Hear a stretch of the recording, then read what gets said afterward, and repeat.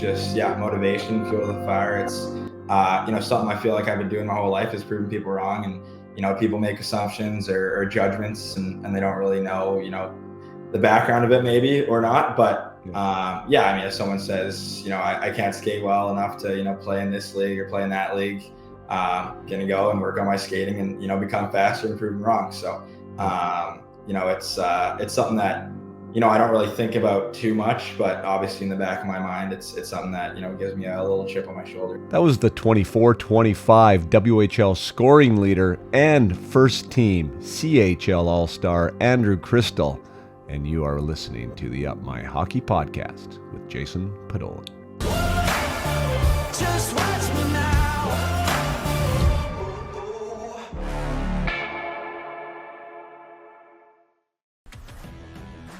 Welcome to Up My Hockey with Jason Podolak, where we deconstruct the NHL journey, discuss what it takes to make it, and have a few laughs along the way. I'm your host, Jason Podolak, a 31st overall draft pick who played 41 NHL games, but thought he was destined for 1,000. Learn from my story and those of my guests. This is a hockey podcast about reaching your potential. Hey there, welcome to the show for the first time.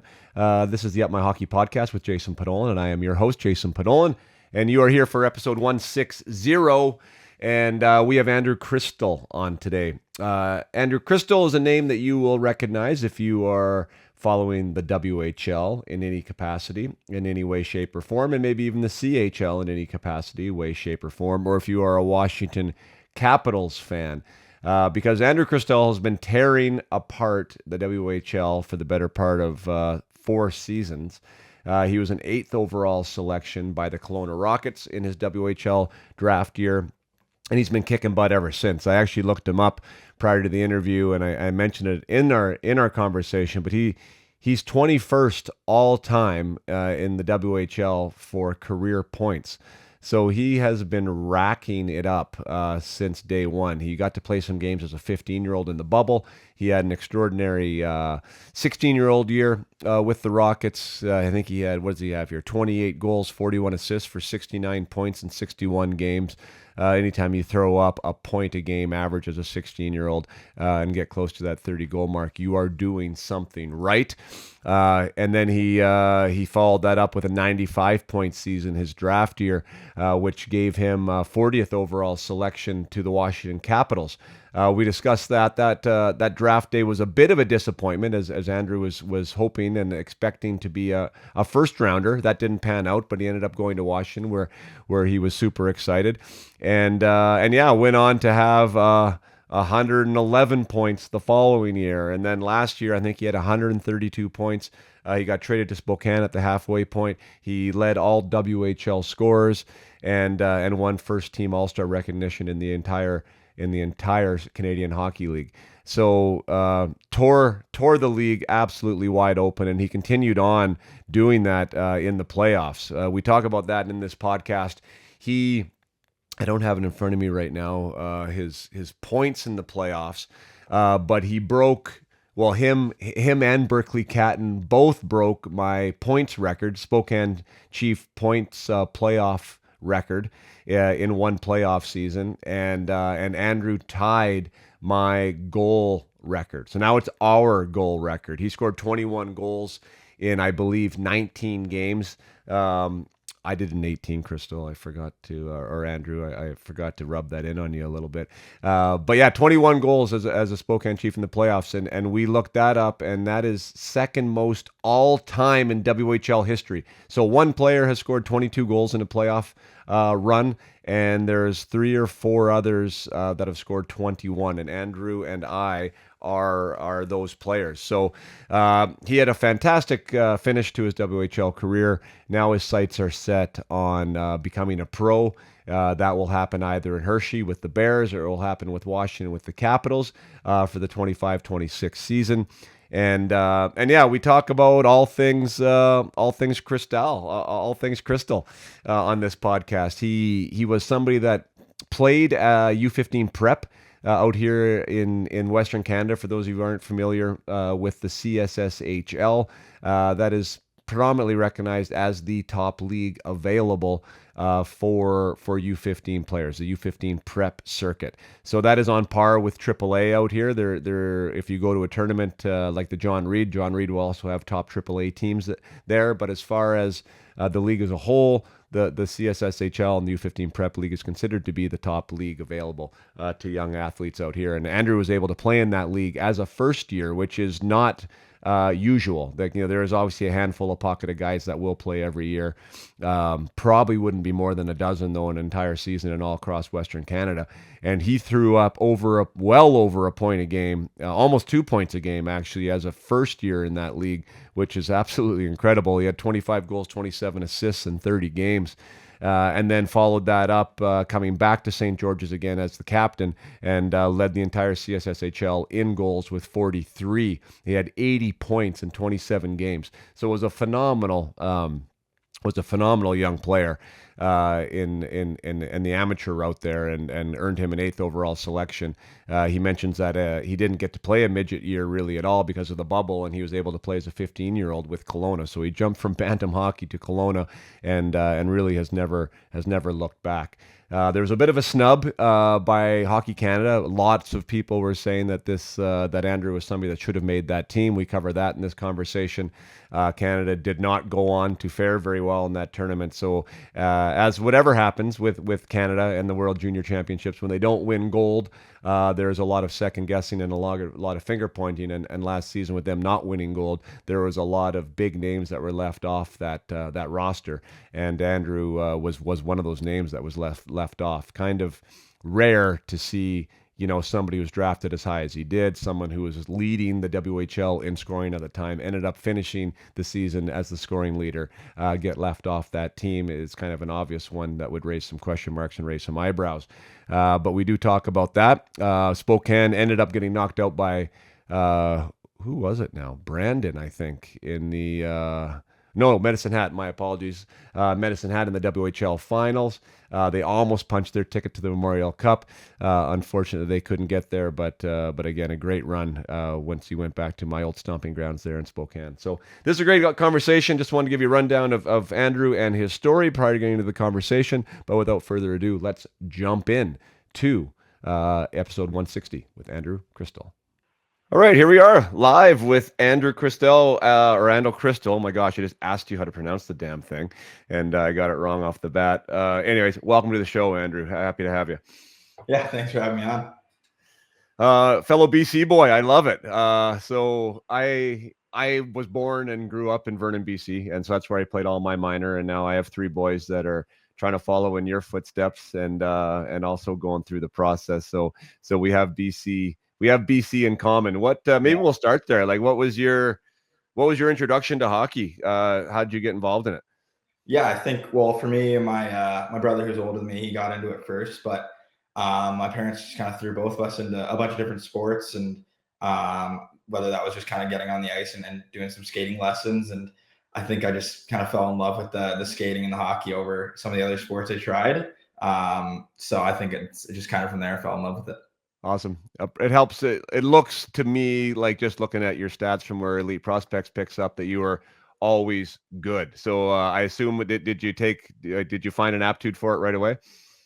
Yeah, I'd say I kind of found it right away. I think I just kind of, yeah, like I said, I loved hockey, so I'd always be watching it and trying to learn. So I think from a young age, like getting my, hockey IQ higher and kind of developing that way first helped me a lot to, obviously put up good numbers offensively, I guess, and then be a pretty good player. So yeah, I think just right away, I just loved everything about it. That's fun. Yeah, I mean, success builds enjoyment a lot of the time, right? So you're having success and it feels good. My mom tells me the story where I don't think anyone can skate the first time they're on the ice, but like I guess I was quite not very good at it, and like and so I would drag myself along the boards, and I wanted to be a goalie for like the first month because I just didn't have to skate anywhere if that was the case. So anyways, yeah. Did you ever have any goalie moments? Oh yeah, I think I want to say like 8, 9-ish maybe. I really just wanted to play goalie, so I think I got my brother's old teammates like equipment. Then I tried it for a little bit, and I think by the second game we might have been down like 3 goals or 2 goals, and then I started just like play as a forward but when I put goalie pads on. So I think from then I knew I wasn't going to be a goalie. Come on, are you serious? You were ripping around with goalie pads on, trying to tie the Yeah, game? I think my parents were telling me I was trying to like kind of score or make a pass and get out of my crease a bit. So I think I knew from then it was not gonna happen. Oh man, that's awesome. Love that. Cool. So as far as that goes, did you ever, you were an eighth overall pick. I want to get to that. You played in the CSSHL for St. George's, so we can talk about that. But up to that point, did you ever like jump a level in minor? Did you ever play as an underage anywhere? Well, I think, for me, it was kind of first year Adam, first year Pee Wee, first year Bantam. It's mixed group, so 04s and 05s. So when I was younger, I was lucky enough to make the top team A1 at BWC, and so I'd play up with mostly 04s there. But other than that, it was pretty much just with my age group and a year older sometimes. Gotcha. Yeah, because it seems like now, I don't know, there's such a race, and so many parents want to, and maybe players too, right? Like want to get ahead of the system or ahead of the game and play up. It's interesting that you didn't. I mean, that first year jump is always quite a big jump in and of its own, right? To move from the U13 up to U15 or whatever the case may be, and you're playing with bigger, stronger guys, and a lot of times it's a big enough accomplishment just to be able to play with those older guys. Yeah, exactly. I think that is in itself, it's a big accomplishment. Also, from switching to Adam to Pee Wee, or whenever you switch to hitting Pee Wee to Bantam, it's a big jump, especially when you're playing with the older players who have already done it for a year. So I think some people maybe think it's a sprint and whatnot, but it's kind of more of a marathon, and everybody goes at their own pace and kind of develops at their own speed. So it's different for everyone, I think. If you look back on it now, and I know you've kind of made two jumps and you've dipped your toe in the water at the pro level, with camps, and I think you were at Hershey. We can talk about that in a little bit. But what looking back now has been the biggest jump? Was it the jump to the WHL? Was it like U13 to U15 when you first had to experience contact, or what for you had been the biggest difference? Yeah, I think for me it would be like the COVID year. I was supposed to play U18, but all the first rounders, I think, in that WHL draft were able to go to the bubble and play in the WHL as a 15-year-old. So I think that for me was probably the biggest jump. Basically, going from Bantam to junior hockey was a big jump, and I thought I handled it pretty well. But I think that was the biggest jump I've had. Yeah, I guess. Oh, I'm glad you mentioned that because I wouldn't have known that. So you went to a really strange year with the COVID year in the bubble as a Yeah. 15-year-old. What? Yeah, give me the time warp of what that must have felt like. Yeah, it was just kind of crazy. It was, I got drafted while it was kind of happening, and it was different time of year for the draft, and then everything was pretty much shut down, and not knowing what was going on with where we were going to play and throughout the year and whatnot, and then kind of just got let know that I could play with Kelowna for the 24 game bubble season that they were going to have, and I was pretty pumped up. So I was like, yeah, sweet, let's do it, and kind of just headed down there to the bubble and kind of figured it out from there. And what was that like experience like? Were you in a hotel? Where were you guys? So the bubbles for us were in Kelowna and Kamloops. So lucky for me, I was able to have a billet house and live with a couple other players, and that stuff was kind of normal. I know some guys. I think there was a bubble in Regina or around there, and they had to stay in dorm rooms at the university. So for me, I got pretty lucky to be put in a great spot in a billet house. Yeah, okay. So you had somewhat of a normal existence. It was just a Yeah, smaller whatever circle of teams, but it a little wasn't bit. not being able to go out and see anyone. Yeah, that was such it's so I mean, that was my wife and I were just talking about that. Like, God, it seems like it almost didn't happen, kind of, right? Because Yeah. it's like you're back to normal, and it was so strange at that time, everything that was going on. I forget half of it. Um, what were your minutes like that year, as far as being in the bubble, and how did the older guys treat you? What was that experience all about? Yeah, it was awesome. I think it was great. Like everyone was super nice to me. All the older guys were really welcoming, and our team actually, it was pretty unfortunate. We got like a COVID outbreak, I guess you could call it. So we had 8 games cut from our original 24 games. So we only played 16, and I got in 14 of them, and played a good amount, played some power play and that stuff. So I think it was huge for me to then go from there to being super confident and having a good 16-year-old year. So I was pretty fortunate to get put in that spot and kind of jumpstart me a bit. Cool. You remember the first goal? Yeah, it was pretty. It wasn't anything special. I think it was just kind of a play where the puck rimmed around up to the D man. They went D to D, and I was just kind of parked in front and got a good tip on it, and yeah, decent celly. So I was pretty pumped though. Yeah, awesome, sweet. So I see you played St. George there coming up. Was there any decision at all of like staying at BWC, staying minor? How was that decision for you guys as a family or as yourself as far as where to play? Yeah, it was. I mean, definitely a tough decision, but while I was actually playing at BWC, I was still going to school at St. George's before that, and they got the academy, I think, a year before I would have played there, so it was pretty new. And then I just saw kind of how it developed and how it grew in that 1 year, and just something kind of want to be a part of. I think it's also good that I have a bunch of non-hockey friends that went to the school, and it was just a really good community for me. And I thought that would be the best place for me to play, and I could kind of be a leader on that team, one of the best players. Obviously, play in Bantam Prep in my first year as well was a a good thing for me to do for my development. So I just thought it worked out either way. Yeah. Yeah, I just noticed that you played prep as a first year and threw up 25, just a smooth 25 goals in 30 games and 52 points. Hey, no big deal. Hey. Well, how was that? I mean, that's a huge year. I mean, that's a huge year even in a draft year as a second year. So that transition there obviously didn't seem like it was too big of a deal for you.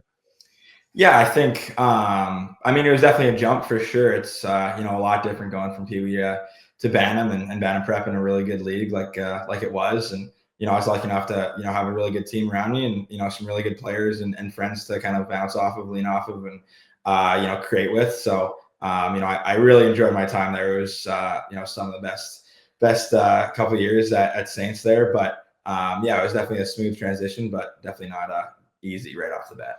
What was the draw to the CSSHL for you guys, or what? How do you think that supported your development?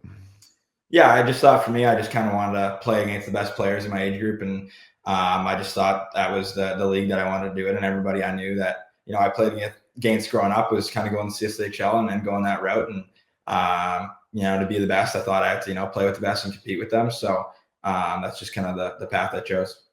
Gotcha. How many times a week were you on the ice there? Do you remember, as far as from practice schedule is concerned? I think it would be probably 3 practices a week, and then we'd have 2 games on the weekend or something like that. So we were getting a lot of ice. It was always kind of there for us. We'd usually go after school, sometimes before school, but we'd have the full day to kind of get our work done and our education in. So that was really nice. And we do a workout and get on the ice. So it worked out really well. Right. You guys in the Lower Mainland, I find, especially like the top players, seem to be, let's use the word recruited, or can be recruited, right? Like you get pretty popular, or can be. What was that the same for you? What was there more of the schools interested than just BWC and St. George's? Honestly, like I'm not too sure. I didn't really I don't think I was too involved with going anywhere else. I think I knew a bunch of my friends that I played spring hockey with were going to West Van Academy, so Yeah. that was also an option, I think. But it was just kind of the distance was too far for me, and I live super close to St. George's. It was maybe a 5-7 minute drive, and Right. I just thought the convenience of it all and going somewhere I'm familiar would just kind of help me, be comfortable and become a better player and a person as well. So I just thought it was kind of a no-brainer. Yeah. Yeah, perfect. What was your spring hockey seasons like? This is something that, I mean, my boys, well, they're kind of just out of it. Like my youngest is now moving into U15, and I think spring kind of dies a little bit, at that age. But when you were in that U11, U13, were you running around? I saw you played in the brick, and there's a big commitment to play in the brick because you have to play in the tournaments before the brick and all that kind of stuff. Was that what your spring looked like? Were you running around all the top tournaments all the time? Yeah, I'd say so. Yeah, growing up with spring hockey, I'd usually play some field lacrosse as well, and then try to get that in just to kind of play a couple different sports. But yeah, our spring hockey team was a pretty good team, and we'd be traveling all over the place. Toronto, Nashville, Montreal. It was pretty cool to kind of go around and see some of that stuff, and play some good hockey against some good players. So for me, I loved it. It wasn't really a thing where it's like, oh, I have to go here and play these games. It was just so much fun, and get to do it with your close buddies. I had a blast, so it was Right. awesome. Yeah, it's super cool. And I know this isn't really, a decision that I'm going to ask you about because the parents are involved in it. But I find just with what I do now that some parents feel like if you can, you have to, almost like there's an obligation there, if you're good enough to go or get invited to these things, that you have to, maybe you get left behind, kind of like a keep up with the Joneses type of things. Now, you've already said, yes, hey, you liked it and you enjoyed it. And I'm sure you did. It was awesome. But do you think, could you have not done it and still be in the chair you are today? Do you think? Yeah, I think totally. I think, if I maybe didn't do that and did something else, it would maybe turn out the same way. I'm not too sure, but it's definitely not a necessity, I would say. I think it's something that, if you or your kid, loves to do it and loves to play, like, by all means, like, get out there and go play and have fun. But, if you aren't enjoying it or you want to do something else, that's totally, fine too. But for me, it was just kind of always hockey, like no matter what, I wanted to be doing that. So pretty easy for me, but, everybody has a different path, and there's tons of different people who, didn't play hockey at all in the spring and summer, and they're still, in the same spot. So yeah. Fair enough. Yeah, it's more of a message. I mean, I try and get across to parents to not feel like they need to, put a second mortgage on the house in order to chase, Oh, some of yeah. these big tournaments, right? Like, yeah, sure, train. Like, I'm all about training, playing other sports, get on the ice, but like, don't feel like you have to do that type of stuff. It's kind of like my message. Because like you said, it's a long road, and whether you played on the brick when you were 8 years old or not doesn't mean where you're going to get drafted, No, 10 years later, right? not at all. Yeah, no, definitely not.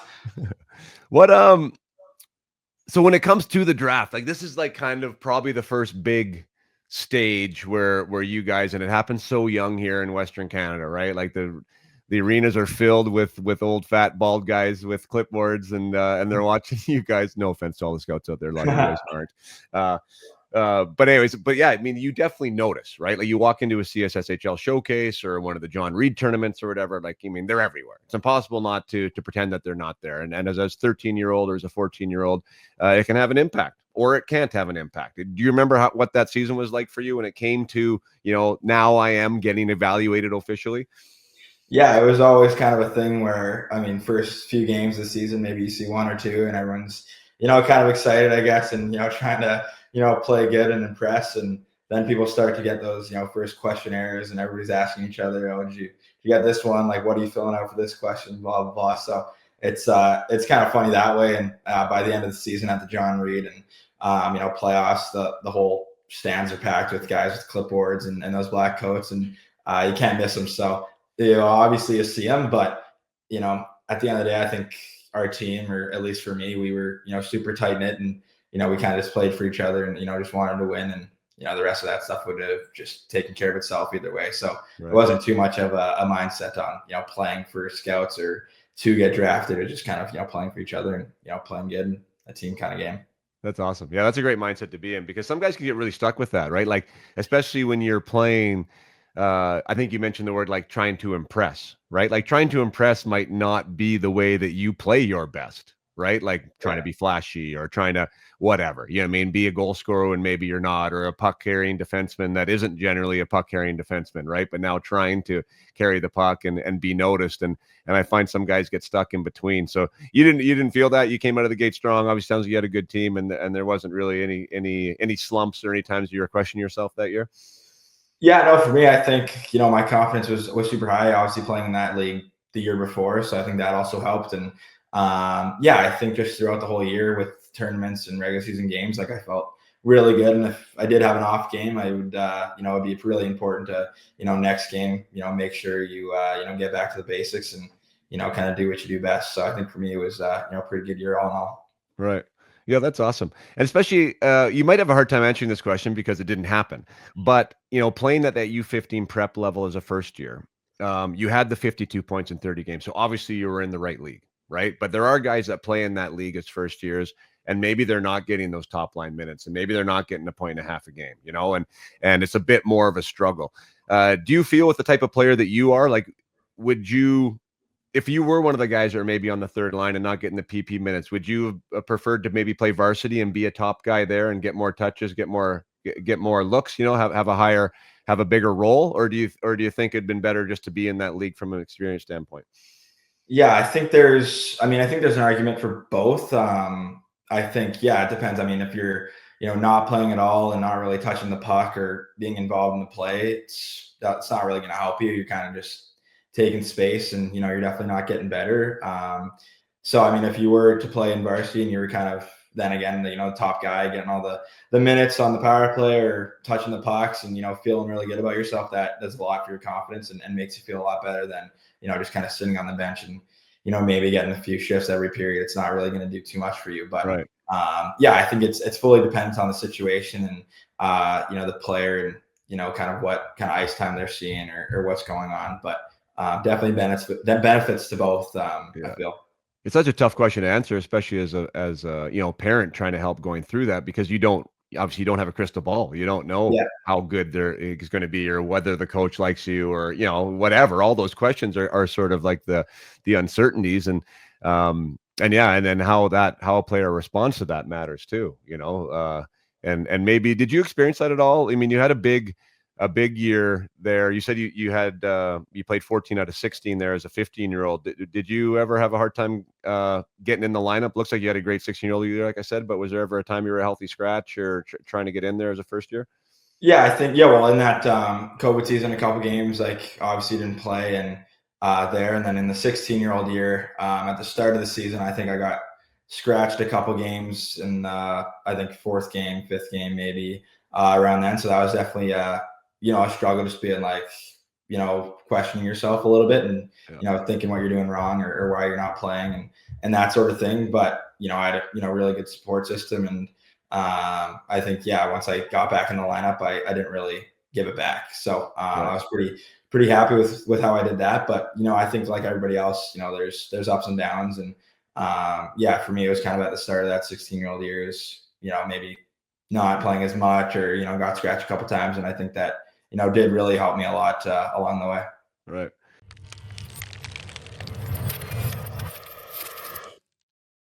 Just want to take a short break from my conversation with Andrew to acknowledge the UMH 68 and the success of the UMH 68 event tournaments here that we held through May and June in Western Canada. We had a U15 or a U14, U15 actually in Manitoba. We had a U14 event in British Columbia. We had a U15 event in British Columbia. We also had a U14 event in Saskatchewan. It was awesome. We went to 4 events this year and it was really exciting to work with some of my old teammates and Craig Geeky and Hugh Hamilton, to get to connect with them again and their families. It was fantastic to meet all the great people across the prairies there in Western Canada, and also to welcome back some familiar names here to the BC events. So they really couldn't have gone much better, if better at all. The venues were great.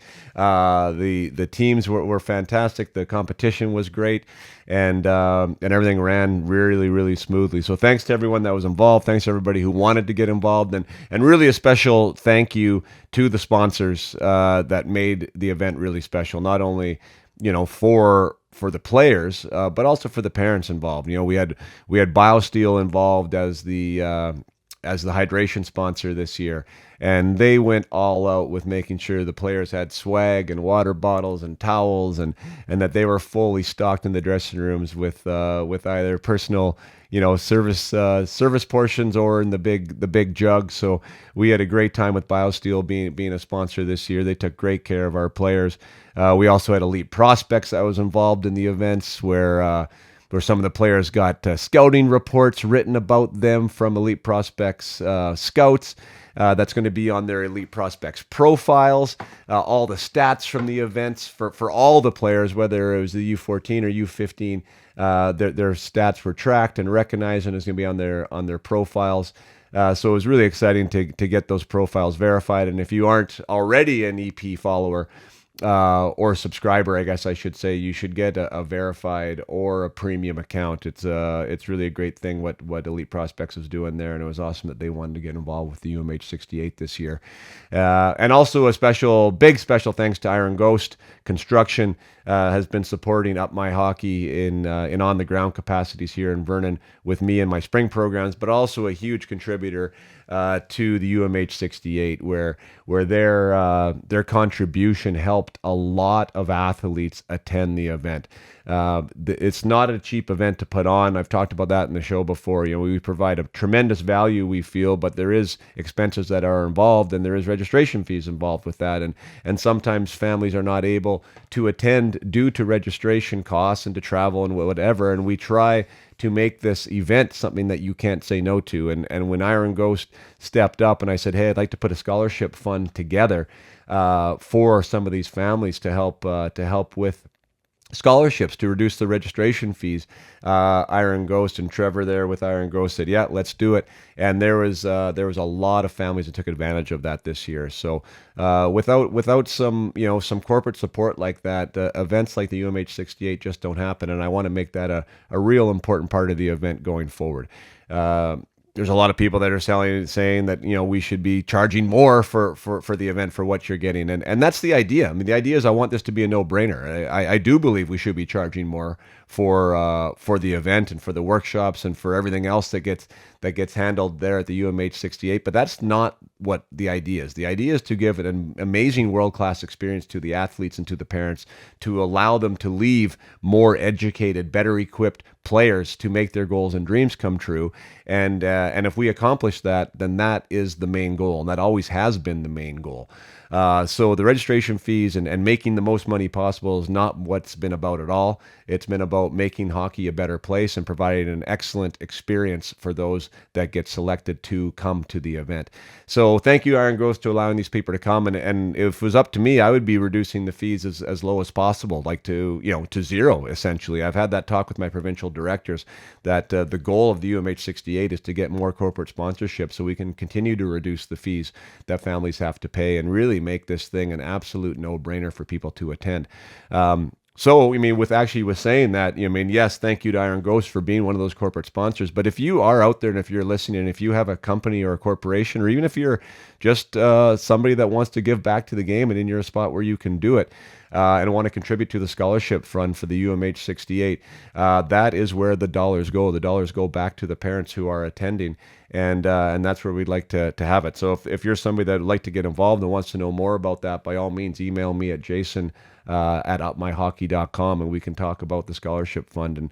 And actually, come to think of it, I mean, for anyone who's been a listener of the podcast and maybe hasn't been involved in any Up My Hockey services or products and feel like, hey, this podcast has been a pretty good resource for me, I'd love to give back to something they're doing. Maybe that'd be a great way that you could do it, $50 or $100, and that would be going into the scholarship fund to help a family attend a UMH 68 in the future. So once again, really appreciate everyone for being involved. Appreciate the corporate sponsorship out there, those that were involved and were able to share a piece. All the local sponsors, all the sponsors that were taking care of the Grit and Grind Awards and were responsible for the Game Star Awards, and those that were helping in safety and nutrition. And there were so many places where these events need and do better with local corporate businesses that want to be a part of youth sports and making this place a better place. So thank you for every one of you that was involved.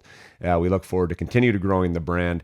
And if you are someone out there in whatever jurisdiction, it doesn't have to be Western Canada, but maybe somewhere in the States, maybe somewhere in Ontario, somewhere where we haven't been before. And if you think this is an event that you'd like to see come to your geographic area, by all means, reach out. We are growing this year. We're going to be adding a female event to the 4 Western provinces. And there's likely to be a relatively big announcement here on the UMH 68 side as far as new plans for next year, and potentially having a UMH Cup, which would be one team selected from each province to come in June to compete for the big prize. So more to come on that. But yes, a UMH 68 successful season has been completed. Thank you again to everyone who's been involved, and be watching the website for the watch lists that will be coming out soon with event dates for next season in 2026. Now let's get back to the conversation with Andrew Cristall.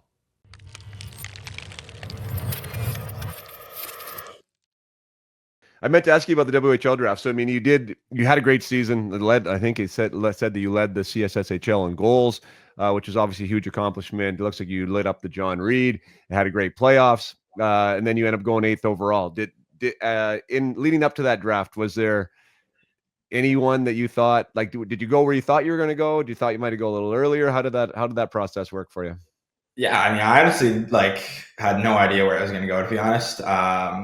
I didn't really have any expectations. I was just hoping to get drafted at some point, and I was super lucky to get drafted to a great spot. But I don't even really think I talked to Kelowna at all that much. Really, I think they might have called my parents one time just to kind of check in, I guess. But I don't think I talked to them personally. And when they ended up drafting me, I was super pumped. But I was a super small kid, weighed probably just over 100 pounds. So I really didn't think I was going to be, getting drafted too high. And, I'm really glad they took the pick on me and took that risk. So, I hopefully, they were pretty happy with it.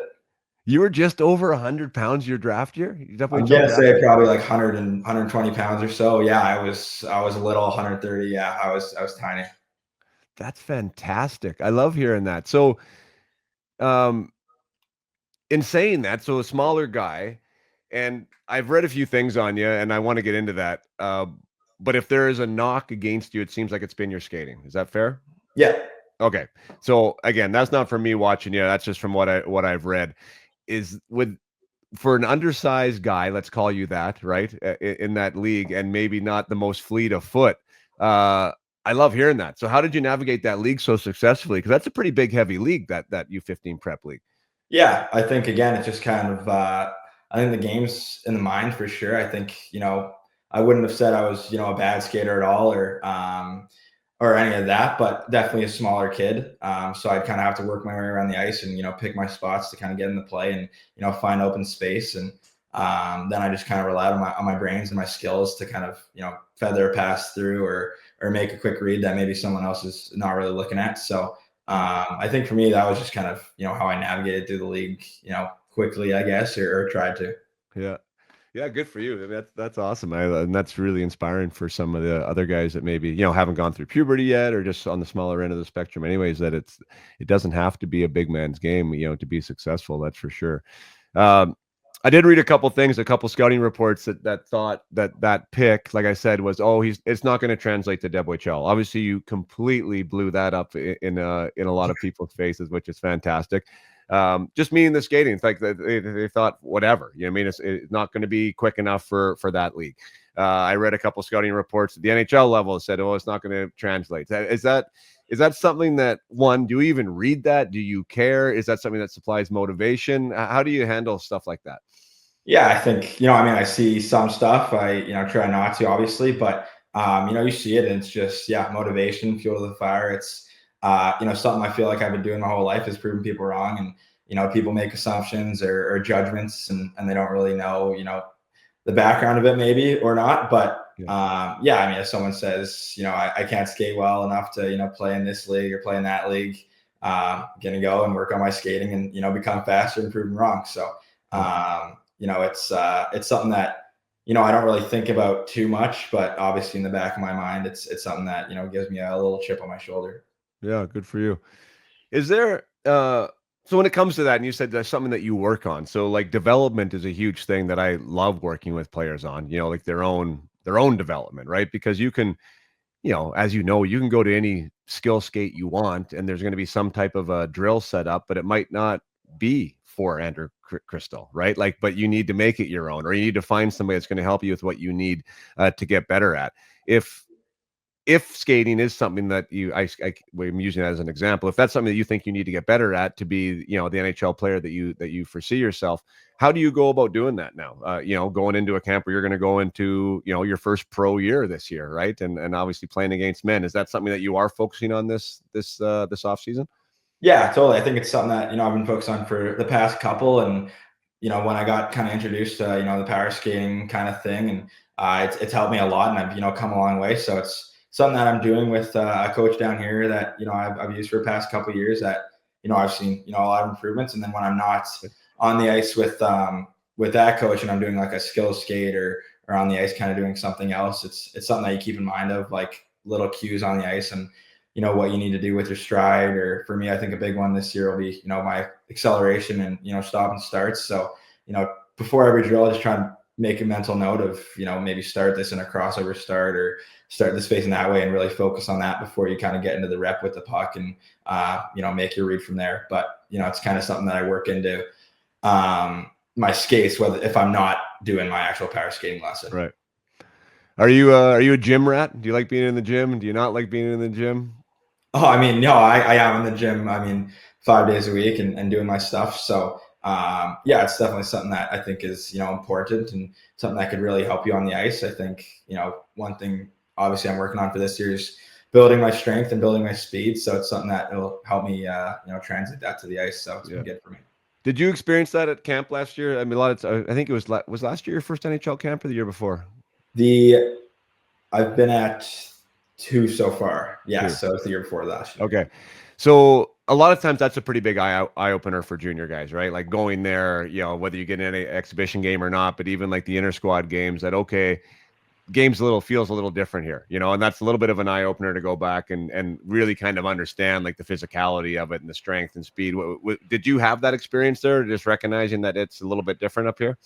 Oh, totally. Yeah, I think right after I got drafted, that training camp was awesome for me. They kept me around for a little bit, and, you know, I was able to actually play in a preseason game. So, you know, I was playing against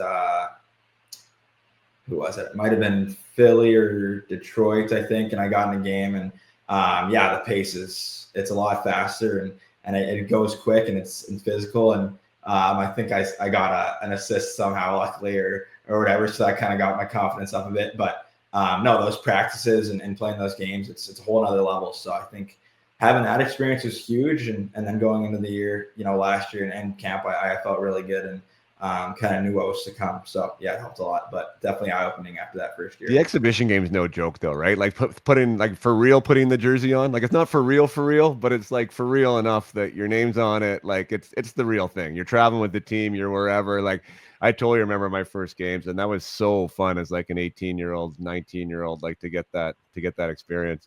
Yeah, it was awesome. It was a home game and in DC, and you know, you put the jersey on your last name, and you know, the stands aren't packed, but there's people there wearing Capitals jerseys, and the whole show is going on and whatnot. So it was pretty cool for me, and you know, that was a pretty eye-opening experience to kind of go through that for the first time. That's awesome. Anyone that leave an impression with you? Like, I don't know, I mean, as far as maybe veterans, like somebody that, yeah, made an impact, took you under the wing at all, or anyone that you asked some questions to that you look forward to meeting and seeing?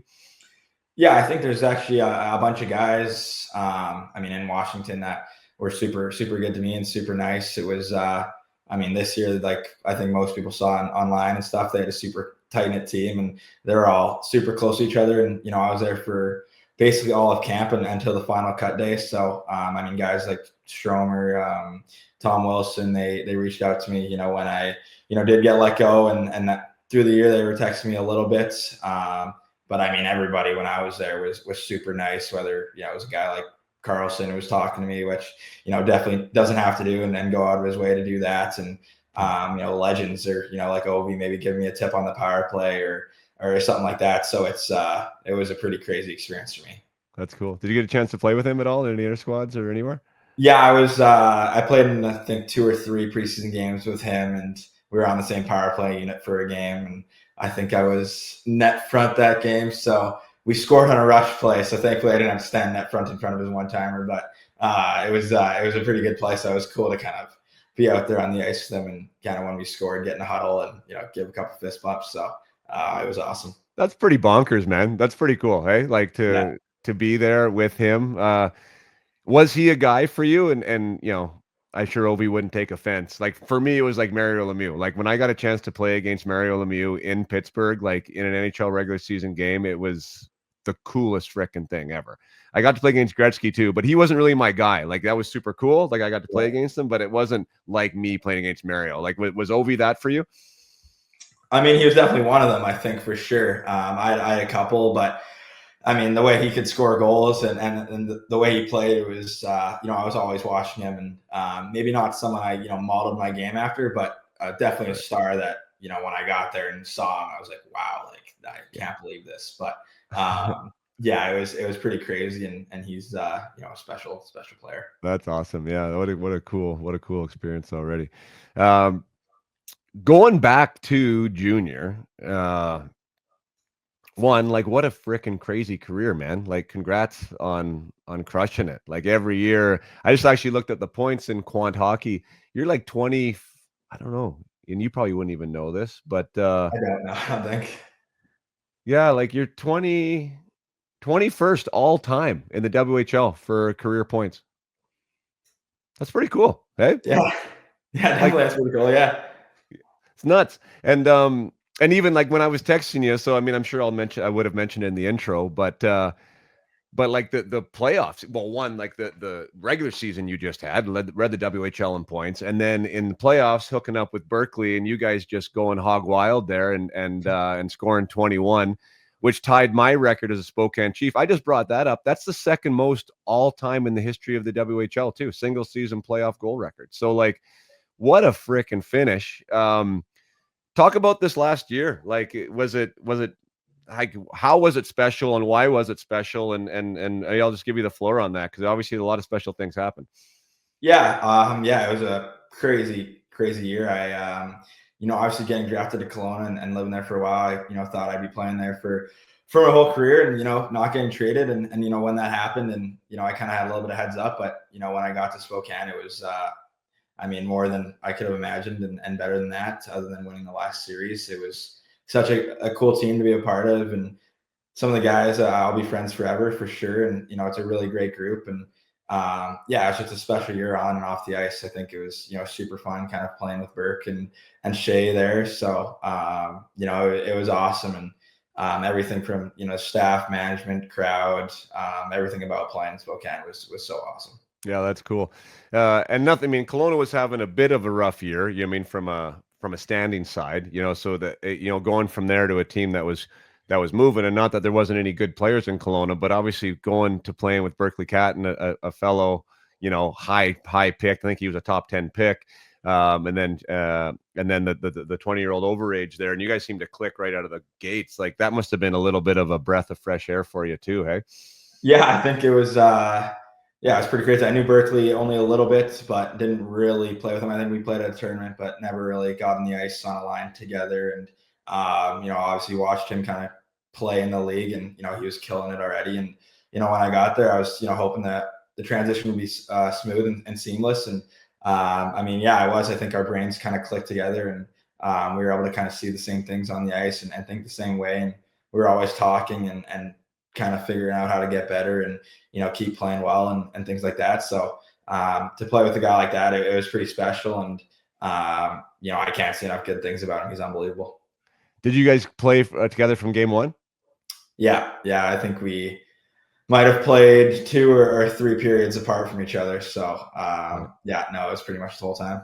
So that was a no-brainer for the coaching staff, and you guys took it and ran with it.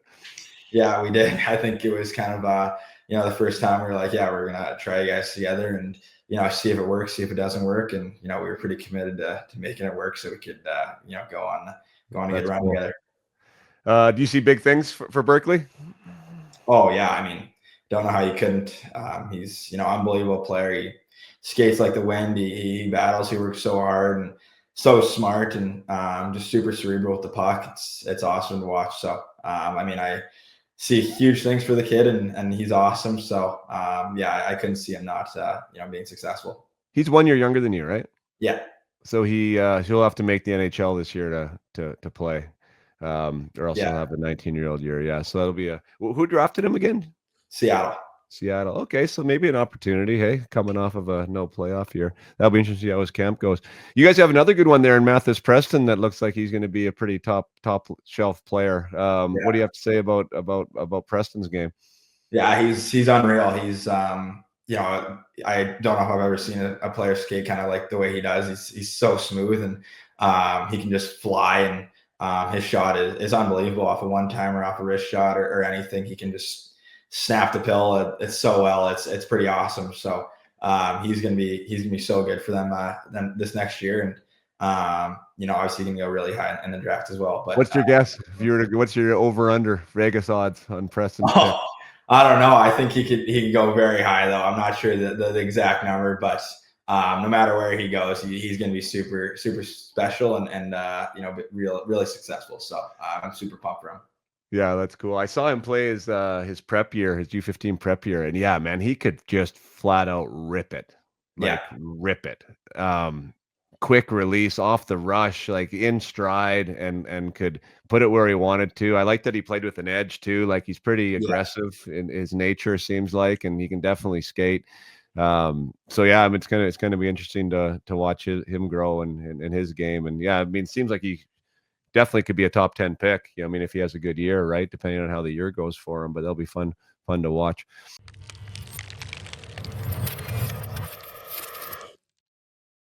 Just want to take another short break here from the podcast to talk about the 2025-26 hockey season that is almost upon us. If you are somebody that has been thinking about mental training, mindset training, personal development training, and want to have a season like you've never had before, or if you're a team manager, a team coach that would like to bring this type of stuff into your team environment, or if you're an association head that would like to think about running a pilot project or providing support to your competitive teams, then Up My Hockey is the place for you. The more that I've had people take the program and the more that I've talked to people that have used other programs, especially from the association capacity or team capacity, it sounds like there's nothing out there like what Up My Hockey provides. The fact that we have an online program that is delivered through video in bite-sized pieces that the athletes can consume on their own, not workshop related, not lecture related, not in a team environment where there's distractions, and there's also assignments that are involved in the program. It makes it attainable. It makes it consumable. It makes it digestible. And it makes it tangible. Like there is results from a vast majority of players who take the program in a team environment. The bandwidth that we cover is large. So a lot of times people get confused with what I call my mental fitness and mental health. They can be talked about in the same breath, but for me, mental health is more depression based, that we want to take care of our mental health. We don't want people to be depressed. We don't want people to be considering suicide or, heaven forbid, commit suicide. This is something that is super important, especially in the teenage years.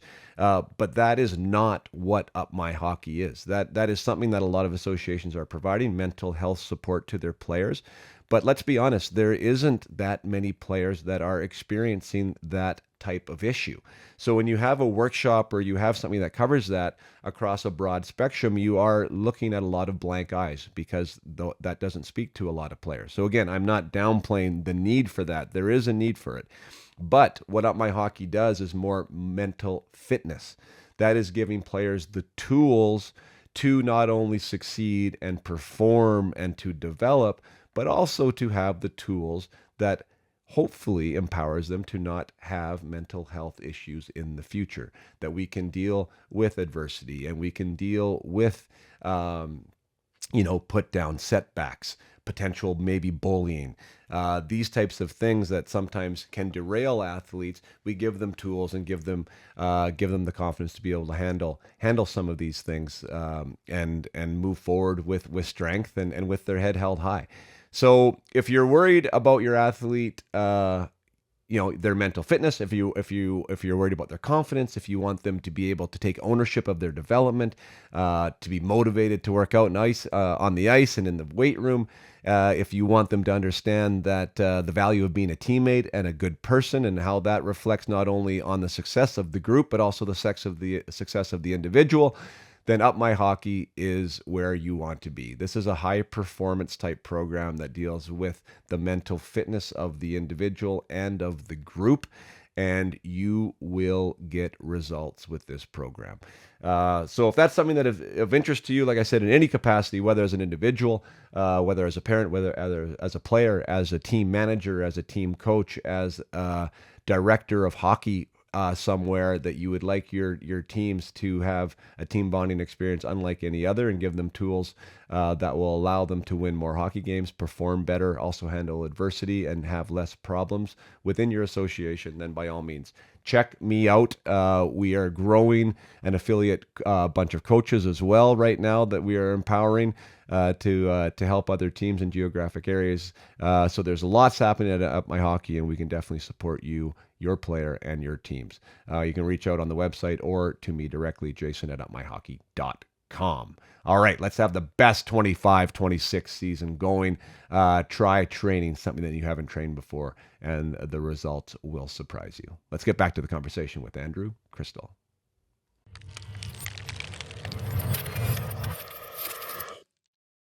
As far as you tying my record, congrats, man. We're in the club, man. Whether you like it or not, you and me.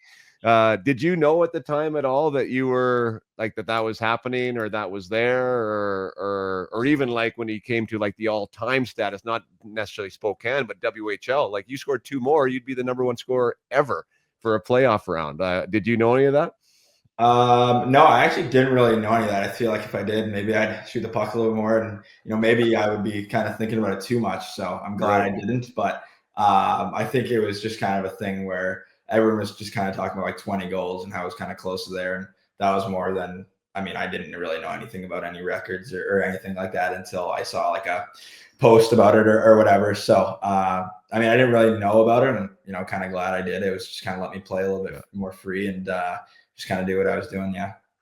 That's cool. Yeah. I mean, you're still in it. Just like when I was in it, I don't even, because like these stats and the ability to find them wasn't even around. So I had no idea that I even really had a record until not too long ago. Right. But it's so like, how wild is that? Like, I mean, I can give it perspective for you because I did that 30 years ago. Right. Like that's a long time, man. And so to do something that took 30 years for someone else to do is cool. And who knows if someone's going to pass you or not, but obviously what you did is not easy. So, congratulations on that. And yeah, kind of fun to have our names sitting side by side there in Spokane Chief history. So, super cool. What's next for you? Like when you're coming here, you're stepping into your pro season, first official pro season. It's Hershey, Hershey or the Washington Capitals, most likely. Where's your mindset with all this, and where your summer's at, and what's your focus right now? Yeah, I mean, my focus is definitely to make the team. I think in Washington, I feel like that should kind of be every prospect or player's mindset and their goals. So I'm super confident in myself and trying to go in there and take a spot and make a job for myself. And if that doesn't happen, obviously hopefully go play in Hershey and have a great year, and just kind of keep developing as a player, and hope to get there as soon as possible. Are you a lineup watcher kind of guy? Like, meaning like whatever your position is, do you know who's there, what contract they're on, who do you have to beat out? Like, or are you just sort of a guy that goes with the flow, tries to play well? Like, how's your strategy for that? I mean, yeah, I think maybe a little bit of both. I think I'm also just kind of a hockey nut, so I know almost everybody else, every team's roster and things like that. So I definitely know the guys. I mean, I guess per se that you're competing with and whatnot. But I think for me, it's kind of also just go with the flow and go in there, play well, and take care of what I need to take care of, and the rest is kind of out of my control. So it's not really a lineup read and whatnot. It's just kind of go in there and play my game. Yeah, cool. Did you go to Hershey for playoffs? Did they bring you up after your run there? I was only there for about a day because, we obviously lost to Manhattan in the finals, and they were down 2-0 in their series, and I flew up, and then they just had the one game kind of the next day that I got there, and ended up losing, and that was kind of it for the series. So I didn't get into a game, but I was there briefly. Gotcha. So you just essentially got to watch and didn't even really skate, or didn't have that much of an experience at the AHL level then. Yeah. The year before that, I was up there for 3 weeks or 3.5 weeks. So I was able to kind of get a little bit of a feel. So that was during the playoffs. I didn't get into any games, but I was practicing and around the guys the whole time. So that was super cool. But yeah, this past year I wasn't in there much. All right. So sights are set on Washington as they should be, but you're also familiar with Hershey and the arena and what all's going down there. Yeah. I meant to ask you, when it comes to agents, because this has been a question that I've been asked a lot, and it seems like it's happening younger and younger. When did you secure an agent? How old were you, and what was the process for you in doing that? Yeah, for me, it was kind of just like I think it might have been the dub draft year, maybe just kind of reach out to teams or something. But it was also just through my brother. Like he's 3 years older than me. So he was kind of navigating junior and he kind of already had one. So I just kind of slipped through the cracks a bit and I got some help that way. But it wasn't a full on whole recruitment process or anything like that. I wouldn't say it was just kind of a seamless transition to that. But I mean, yeah, it just kind of helped me a little bit, I guess. So you used the agent that your brother had? Yeah. Is that who you're still with? No, I'm with CAA now, so different agency, but I was there for quite a while, actually. Yeah. Is that another thing? Like, do you feel that's like should players try to get an agent in their draft year? Is that something that you feel is beneficial? Do you feel it's unnecessary? Like, where are you at with that aspect as a youth player? I guess entering the WHL or juniors. Yeah, I'm not sure how it is kind of now with how young people are getting them or whatnot. I don't think it's a necessity to have it to get drafted. I mean, wherever you get drafted doesn't really matter. It's kind of what you do after, as long as you kind of get there. So right. It's not a huge thing, I would say, when you're young. I think it definitely, maybe helps a little bit just to kind of talk to teams or see what's going on if you're kind of a kid who gets curious about things like that and kind of not knowing where you're at a bit. But definitely not necessary super young. Yeah, fair enough. Did you the whole Hockey Canada thing? So like you didn't get an invite, right, to the camp this year? I got an invite, but yeah, I got cut at the camp. Okay, so you're one of the guys that got an invite, but then got cut. And there are also some really, really big names that didn't even get an invite. So yeah. you got an invite. How did that camp go for you?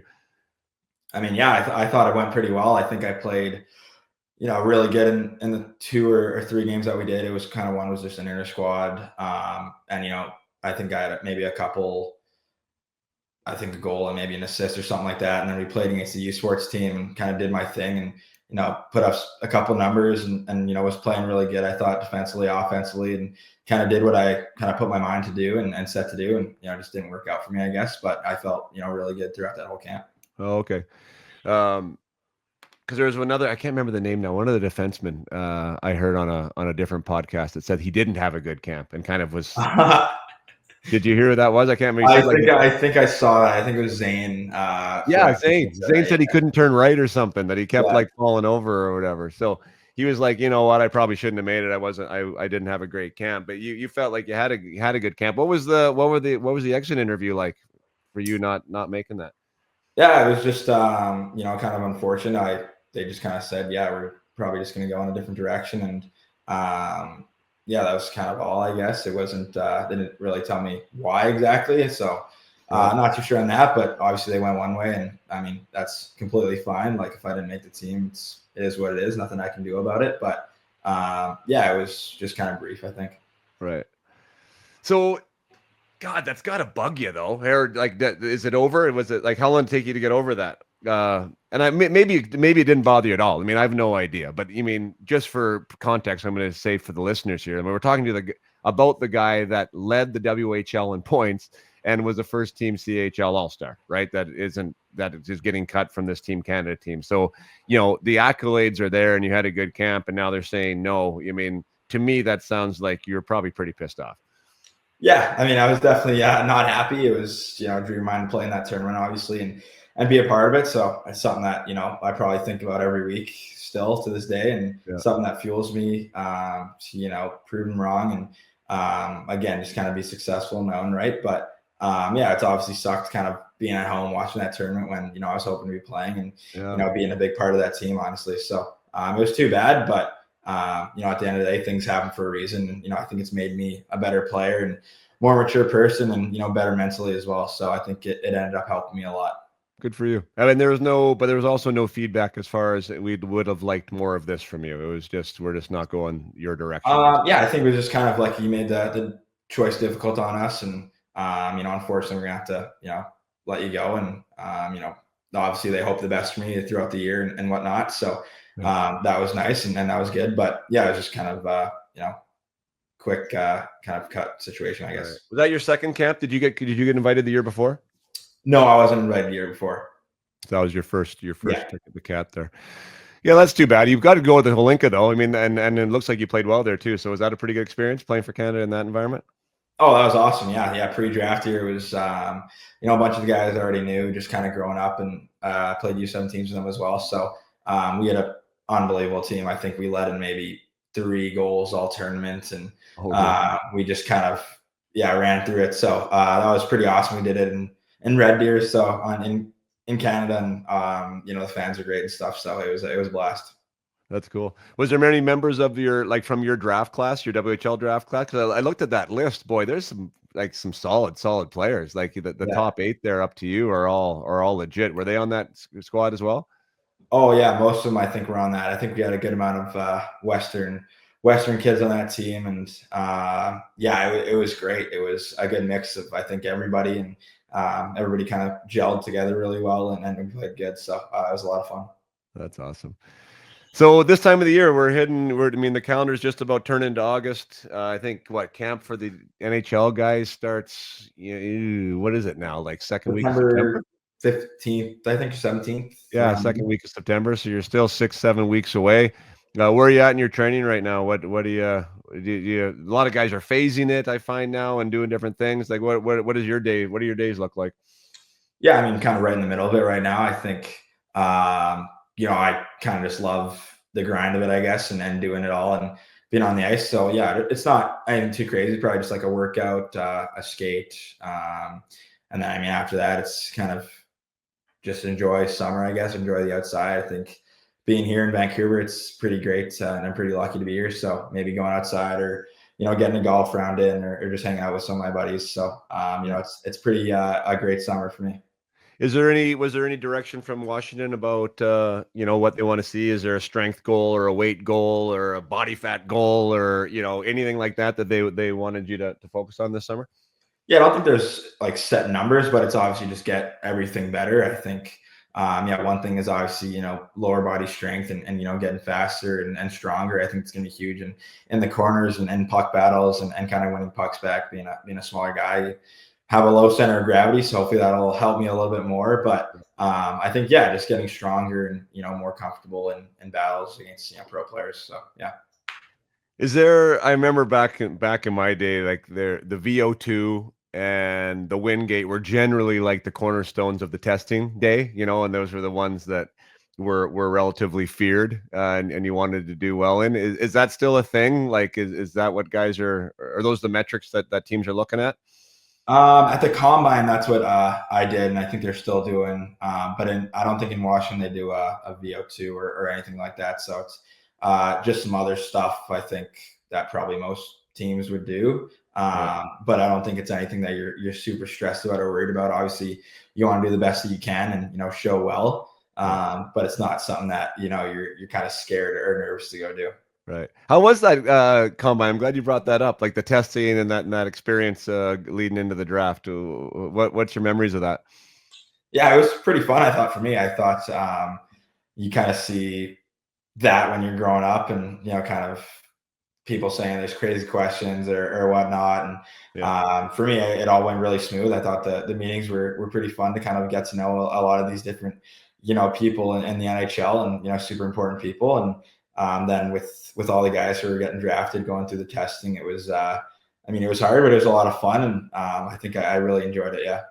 Did you test well? Do you remember, or like whatever? I think I was pretty good. I not sure if I was in the top of the class, but I think I held my own for sure. So I was pretty happy with it. So it all is public though, right? Where you get, what number you get, and what that means. Yeah, I think so. I think they only post maybe the top 10 of each category or something. But I think at the end of the combine, I got a sheet of what I did or not. But right. I don't That would really. make sense, I guess, because they wouldn't want to shame somebody who like finished last or whatever. So they Yeah, probably just yeah, I make public, guess. like, like the top guys.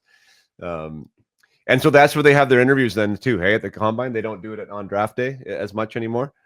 Yeah, no, for me it was I mean they're all at the combine. It was at in Buffalo at their arena. There's kind of just the whole suite level was 32 boxes of the different teams. So yeah, it was kind of you just hop from whatever team wanted to talk to you, and you go there and talk to them and do your Yeah, interview, and then you go to the next team. So yeah, speed dating. yeah. Hopping over.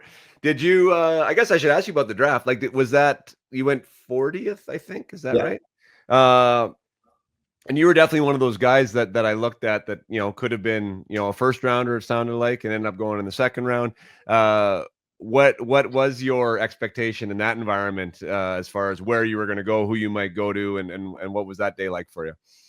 Yeah, I mean, it was awesome. I mean, the first day wasn't great, but the second day was awesome. But yeah, I was obviously hoping to get picked in the first round, and it didn't happen, and that was fine. It was another maybe chip on your shoulder a little bit, but Were there some uh, maybes though? Like were there some teams there that you were like, oh, this might be the one that like you had some good feelings about? I mean, I feel like I think I'm not sure like the exact teams, but I think at that time I was like pretty confident that maybe one of them would take me, and I was definitely hoping at the end or in the middle of it to kind of get picked, and I mean then it didn't happen, and then it was just kind of the next day getting up and making a dream happen, and I was ended up being put in a great spot. I thought I was really hoping to go to Washington at that point. I think it's super cool place to play. I think their team that they had there, and all the guys, and obviously Ovi, and I knew a lot about them, so I was pretty pumped to get put in that situation. That's sweet. Yeah, and it's all about expectations. And I've told that story a couple of times on the pod, but like I thought that I was going to be a first rounder too. I actually like Toronto told me they were going to take me with their first pick, like totally. Uh, and then that never happened. And then I waited from like 15 to 31. I went, and that felt like that was like a freaking eternity. Like when you're, as you've been Yeah, in that chair, right? It's yeah, like, oh, is it going to happen? And then in your scenario, you had to wait to day two. Like that was a rough day for me, to be perfectly honest. You know what I mean? Like it wasn't awesome. And instead of being Toronto's first pick, I was Florida's third pick, right? Even though I was 31. So like talk about a difference in opportunity and a difference on the depth chart and all that stuff, right? So it does change things a little bit. But yeah, I mean, I guess with the next day you had to regroup. You just go out there, fresh start kind of. I'm sure your agent had a few things to say to you. How was that overnight process for you? yeah. I mean, it was honestly like just the walk back obviously was super upset and a little bit disappointed, but I mean I wasn't too sad. I think I knew the next day I was going to get drafted, and for me it wasn't really about I want to go this number, I have to go here to play in the NHL. It's just kind of hoping to get picked. So I think I went to sleep fine. I woke up next day pretty excited to kind of get back there and hear my name called eventually, and luckily it happened pretty quick there. So I was just super pumped up. I couldn't wait to smile off my face once I got picked. So I was Yeah, happy. that's awesome. Who did they take in the first round? They took Ryan Leonard. Ryan Leonard. Oh, okay. And the guy Yeah, who played in the playoffs there this year then, hey? yeah, Gotcha. exactly. Well, well, well. Well, man, it was great to get to know you a little bit, celebrate your career. We wish you nothing but the best over here in Western Canada, and hope to see your name there with the Capitals this year. But if not, like you've said it a few times, I mean the journey is the journey, and the AHL is not a bad place to be for a lot of guys. I think, from my experience, the guys that do have a year or two in the AHL are usually more grounded, kind of better pros at the end of the day, anyways, right? To know what it's about. But anyways, obviously have a kick-ass camp, and hopefully you start with the big plug. That'd be fantastic to see. So yeah, thanks for sharing your time today, man, and really Yeah, appreciate you coming on. thank you. Yeah, thanks for having me on. I appreciate it. Yeah.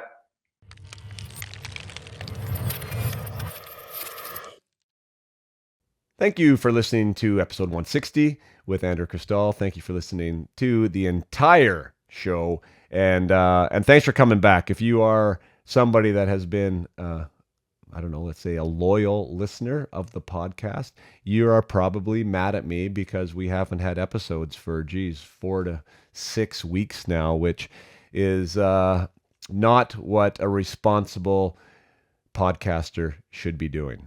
But I hope you can respect the number of balls that I have in the air with the three boys and with the UMH 68s and with the spring hockey and with my mindset clients, and it does seem like it just never ends sometimes. And during the time there with the UMH 68, where we had 4 events in 4 consecutive weekends, each event is 4 days long, and with the setup day and then the breakdown day and then the travel day, it was a lot. It was definitely a lot, and something had to give. So the podcast was the thing that had to give. I do value the podcast. I do value you as listeners, and I think it is an important vehicle for Up My Hockey to to not only help the game of hockey, but also to support the business of Up My Hockey. So please don't feel that my time away was something that I took lightly, but there is. Everyone needs some room to breathe here and there, and that was my room to breathe. So we plan to be bringing back the podcast, if not bi-weekly, at least weekly. I don't want to make too many promises when it comes to the pod, because sometimes it flows and sometimes it's easy to find guests and sometimes it doesn't.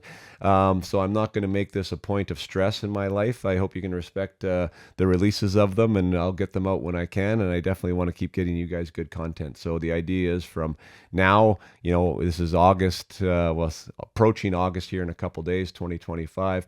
Hopefully we'll have a solid lineup of pods ready for you here coming into the season, and get back in the regular download habit of Up My Hockey.